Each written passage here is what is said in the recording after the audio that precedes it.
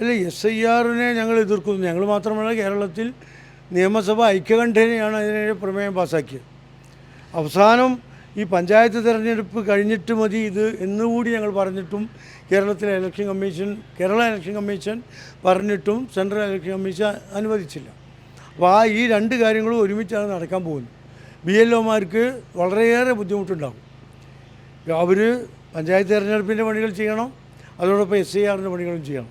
അവരെ സംബന്ധിച്ചിടത്തോളം ചെയ്ത് കഴിയാൻ തീരുമോ എല്ലാം ഒരു മാസം, നവംബർ 4 മുതൽ ഡിസംബർ 4 വരെ.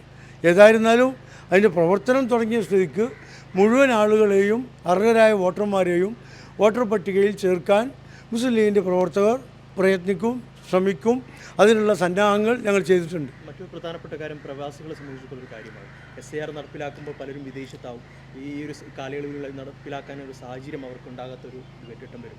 അതിനെങ്ങനെയാണ് ലീഗ് കാണുന്നത്?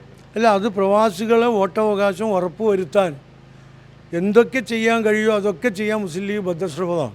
നാളെ മുഖ്യമന്ത്രിയുടെ നേതൃത്വത്തിൽ സർവകക്ഷി യോഗം SIR-നെ കുറിച്ച് ആലോചിക്കാൻ നടക്കുന്നുണ്ട്. ആ യോഗത്തിൽ മുസ്ലിം ലീഗ് പ്രവാസികളുടെ പ്രശ്നം പ്രത്യേകം ഉന്നയിക്കും.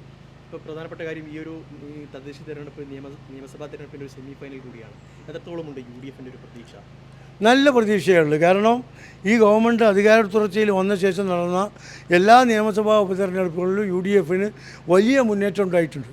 അത് തുടരും തദ്ദേശ സ്ഥാപനങ്ങളിലേക്കുള്ള തിരഞ്ഞെടുപ്പിൽ എന്ന ഉറച്ച വിശ്വാസം UDF-നുണ്ട്. മറ്റൊരു പ്രധാനപ്പെട്ട കാര്യം, മുഖ്യമന്ത്രിക്കെതിരെ തങ്ങൾ നടത്തിയ ഒരു പരാമർശം ഉണ്ടായിരുന്നു. അത് മറ്റുള്ളൊരു വലിയ വിമർശനം അല്ലെങ്കിൽ അധിക്ഷേപമായിട്ട് പറയുന്നുണ്ട്. എന്താണ് അതിൻ്റെ ഒരു കാര്യം? അതിനെ സംബന്ധിച്ച് എൻ്റെ നേതാക്കന്മാർ പറഞ്ഞു കഴിഞ്ഞു.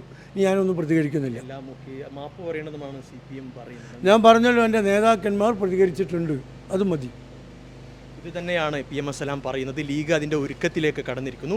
ഉടൻ തന്നെ സ്ഥാനാർത്ഥി നിർണ്ണയങ്ങളടക്കം പൂർത്തിയാക്കും എന്ന് തന്നെയാണ് സലാം പറയുന്നത്. ജിത്തു വട്ടത്തിനൊപ്പം യൂനുസ് അഹമ്മദ്, മീഡിയ 1, മലപ്പുറം.